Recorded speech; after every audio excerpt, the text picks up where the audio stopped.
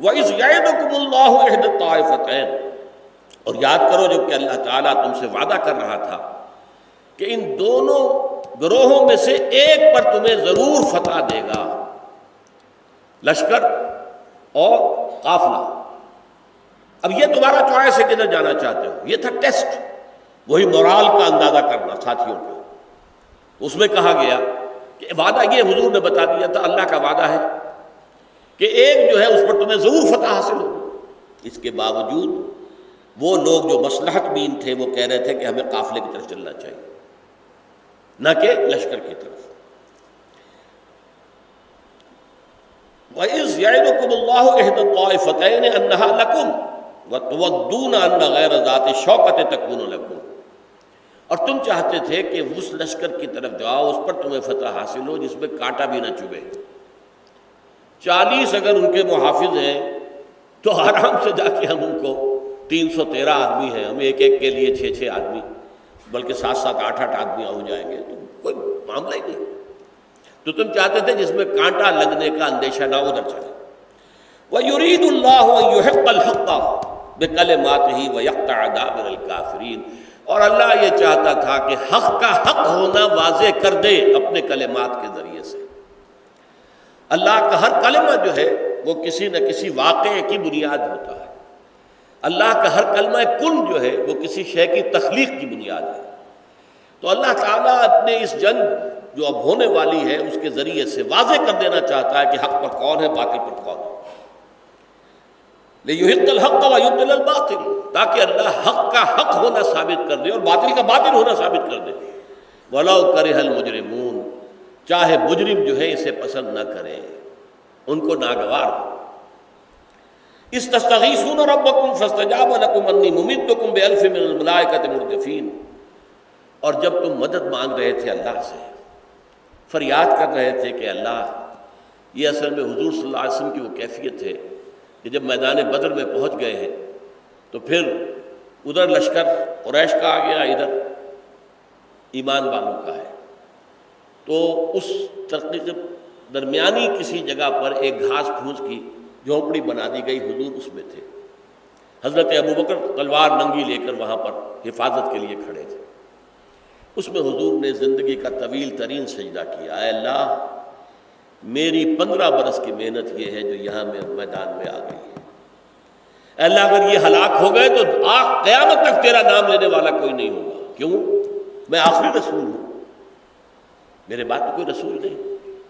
اور میری یہ 15 برس کی محنت ہے، 13 برس مکے کی اور 1.5 برس اب ہو رہے ہیں یہاں، یہ میری 15 برس کی محنت کا جو حاصل ہے وہ یہاں میدان میں پڑا، اگر یہ ہلاک ہو گئے تو پھر تیرا نام لینے والا قیامت تک کوئی نہیں ہوگا۔ جب یہ الفاظ کہے حضور نے تو حضرت ابوبکر نے سن کر کہا، حسبک حسبک، اے نبی، اے اللہ کے رسول بس کیجئے بس کیجئے، یہ تضرع کی کیفیت اور یہ انداز، بس اس سے آگے نہ بڑھے۔ تب حضور نے سجدے سے سر اٹھایا ہے اور پھر الفاظ یہ کہے ہیں کہ اللہ تعالیٰ جو ہے مدد کرے گا، سیہزم الجمع ویولون الدبر، یہ جمعیت جو ہے یہ پیٹھ دکھا کر بھاگے گی اور اپنی پیٹھیں تمہارے سامنے کر دے گی۔ تو یہ شکل جو ہے بعد میں پیش آئی، لیکن میں اس مشاورت کا ایک مسئلہ آپ کو بیان کر کے پھر ختم کرتا ہوں۔ وہاں جب حضور نے فرمایا کہ مجھے مشورہ دو کہ کدھر چلنا چاہیے، تو ایک تو وہ گروہ تھے جن کا ذکر میں بار بار کر چکا، جنہوں نے مصلحت بینی کو سامنے رکھا، اور مومنین جو ہیں حضرت ابوبکر نے کھڑے ہو کر تقریر کی، حضور آپ کا جو منشا ہو ہم حاضر ہیں۔ حضرت عمر نے تقریر کی، حضور ہم سے کیا پوچھتے ہیں، جو آپ کا منشا ہم حاضر ہیں۔ لیکن سب سے زیادہ زوردار بات کہی حضرت مقداد ابن الاسود رضی اللہ تعالی، انہوں نے یہ کہا کہ حضور ہمیں آپ موسیٰ کے ساتھی نہ سمجھیے جنہوں نے کہہ دیا تھا اذهب انت وربک فقاتلا انا ہاہنا قاعدون، جاؤ موسیٰ تم اور تمہارا رب جائے اور جا کر آپ قتال کریں، ہم تو یہیں بیٹھے ہیں، آپ دشمن کو فلسطین کے ملک سے نکال دیں تو ہم داخل ہو جائیں، لیکن جب تک وہ وہاں ہے موجود ہم نہیں داخل ہوں۔ تو اے نبی ہم موسیٰ کے ساتھی نہیں ہیں، آپ حکم دیجئے، کیا عجب کہ اللہ تعالیٰ آپ کو ہمارے ذریعے سے آنکھوں کی ٹھنڈک عطا کرے۔ یہ تینوں تھے مہاجرین میں سے، اور وہاں اس وقت اکثریت انصار کی تھی۔ تو حضور بار بار کہہ رہے ہیں مجھے مشورہ دو، مجھے مشورہ دو، مجھے مشورہ دو۔ تو انصار سمجھ گئے کہ یہ روئے سخن ہماری طرف ہے، اس لیے کہ ہمارا جو معاہدہ ہوا تھا بیعت عقبہ ثانیہ میں وہ یہ تھا کہ اگر مدینے پر حملہ ہوا تو ہم آپ کی حفاظت کریں گے جیسے اپنے اہل و عیال کی حفاظت کی کرتے ہیں۔ اور یہاں معاملہ یہ نہیں تھا، مدینے پر تو حملہ ہوا ہی نہیں تھا ابھی، یہ تو نکل کر آگے جا کر پیش قدمی کر کے بات ہو رہی ہے۔ تو گویا کہ اس معاہدے کے تحت پابند نہیں تھے انصار مدینہ کہ وہ حضور کے ساتھ جنگ کے اندر حصہ لیں۔ تو پھر کھڑے ہوئے سعد بن معاذ رضی اللہ تعالی عنہ، کانک تعنینا یا رسول اللہ، اے اللہ کے رسول میرا گمان ہے کہ آپ کا روئے سخن ہماری طرف ہے، آپ اشارہ کر رہے ہیں ہماری طرف، جو بار بار کہہ رہے ہیں مجھے مشورہ دو، مجھے مشورہ دو۔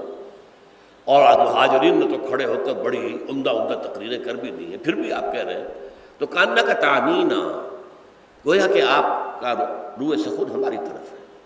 فَإِنَّا آمَنَّا بِكَ وَصَدَّقْنَاكَ، تو بھول جائیے جو بیعت عقبہ ثانیہ کے اندر طے ہوا تھا، ہم آپ پر ایمان لا چکے ہیں، ہم نے آپ کی تصدیق کی ہے، اب ہمارے لیے کوئی اور چارہ کار نہیں ہے کہ آپ کی مدد کریں، آپ کا ساتھ دیں، آپ کا حکم ہے تو مانیں گے۔ خدا کی قسم اگر آپ ہمیں لے جا کر